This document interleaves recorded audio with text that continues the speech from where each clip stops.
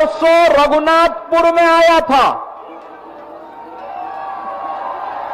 और रघुनाथपुर में मैं इसलिए आया था क्योंकि एक खानदानी माफिया वहां पर फिर से कब्जा करना चाहता है।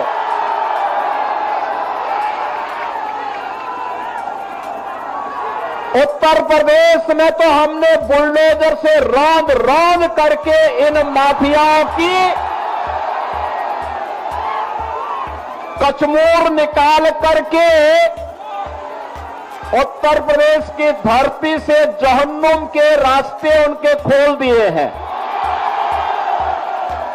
लेकिन हमारी सीता मैया से जुड़े हुए बिहार की धरती पर कोई मारीच और सुबह फिर से सिर न उठाना पड़े, उठा सके।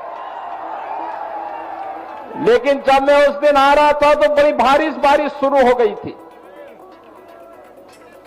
और मैं सोचता था कि कोई सभा में होगा नहीं, लेकिन रघुनाथपुर की सभा में वहां के युवाओं की, यहां के नागरिकों की, यहां के अन्नदाता किसानों की, यहां की माताओं बहनों के उत्साह को देख करके मैं कह सकता था कि सिवान की सभा में उससे भी बड़ा सैलाब आने वाला है।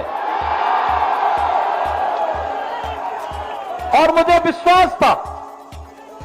और मैं जब लखनऊ से आज प्रातः चला तो लोगों ने कहा कि सिवान में लोग नहीं आएंगे। मैंने कहा देखो, मेरे आने के पहले 50,000 की भीड़ वहां पहुंच चुकी होगी, इसकी चिंता मत करो, वह बिहार है।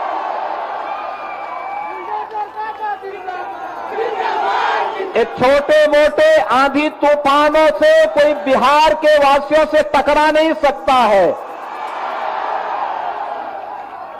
बिहार का नौजवान देश और दुनिया के अंदर जहां कहीं गया है, उसकी बुद्धि, उसकी मेधा का लोहा सबने माना है।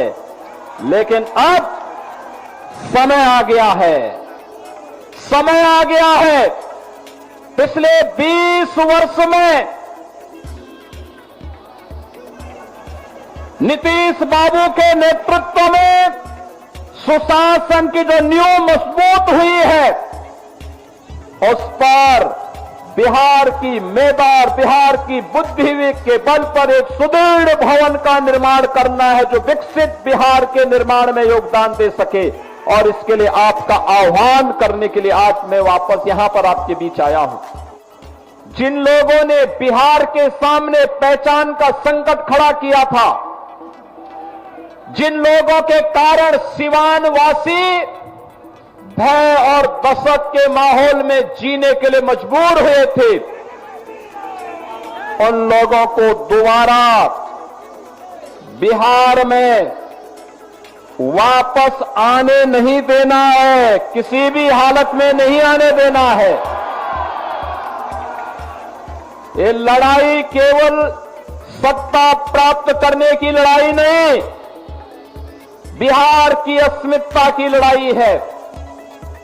बिहार के आन मान और शान को, बिहार के गौरवशाली परंपरा को पुनर्प्रतिष्ठा प्रदान करने की लड़ाई है और बिहार को फिर से उस स्वर्ण युग की ओर लेके जाने की लड़ाई है, जिस बिहार ने केवल बिहार को ही नहीं, भारत को स्वर्ण युग की ओर ले जाने का काम कराया था। उस युग का स्मरण कराता हुआ पूरा भारत गौरव की अनुभूति करता है। आरजेडी के समय बिहार के अंदर किस प्रकार की अराजकता थी, किस प्रकार की गुंडागिर्दी थी, परिवारवाद किस कदर हावी हो करके एक ही परिवार और नातेदार रिश्तेदार पूरे बिहार को रौंदने का कार्य कर रहे थे, बिहार के नौजवानों के सामने पहचान का संकट खड़ा कर रहे थे। और मानव तो दूर, पशुओं का भी चारा हजम करके पूरे बिहार के नौजवानों के सामने भीषण संकट खड़ा कर दिए थे। याद करना, अगर कांग्रेस और आरजेडी जीतती है तो गरीब के राशन को सबसे पहले बंद करके हजम कर डालेंगे। नौजवानों की नौकरी के नाम पर ये लोग नौकरी तो नहीं देंगे, नौकरी के नाम पर आपकी जमीन को भी हजम कर डालेंगे। ये लोग विकास तो नहीं कराएंगे, लेकिन विकास के नाम पर माफिया राज को फिर से ला करके नग्न तांडव करवाने का कार्य सीवान के अंदर और बिहार के अंदर फिर से करने का कार्य करेंगे।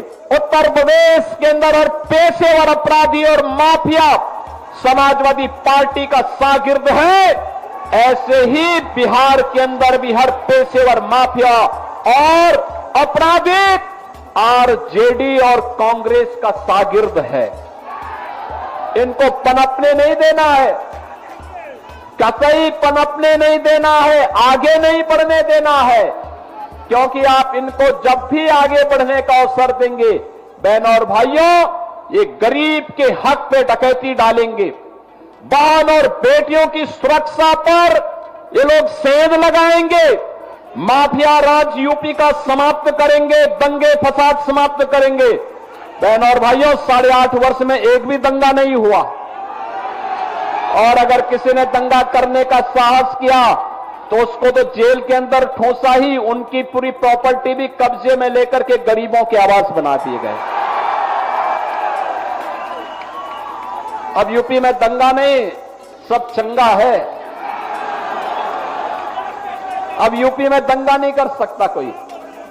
पर्व और त्योहार के पहले, दंगाई के पहले उसको बता दिया जाता है कि भाई दंगा करोगे तो खानदानी पूरी प्रॉपर्टी भी जाएगी, कहीं भीख भी नहीं मिलेगी। बहनों और भाइयों, और हमने कहा था ना, माफिया राज सदैव के लिए समाप्त करेंगे और बहुत अच्छे ढंग से उनके जहन्नुम के टिकट काटे गए। बहुत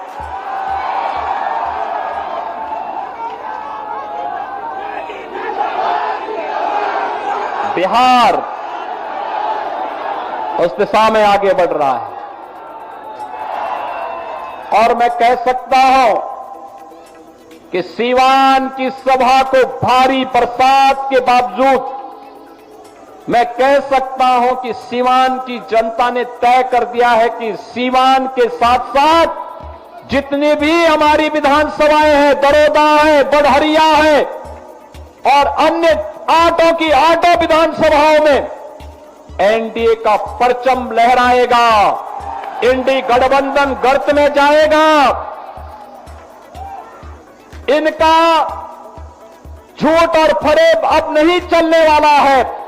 फिर से नीतीश बाबू के नेतृत्व में, प्रधानमंत्री मोदी जी के मार्गदर्शन में बिहार के अंदर एनडीए की सरकार को हमें बनाना है और एक सुशासन की सुदृढ़ नींव पर विकसित बिहार की परिकल्पना को साकार करना है।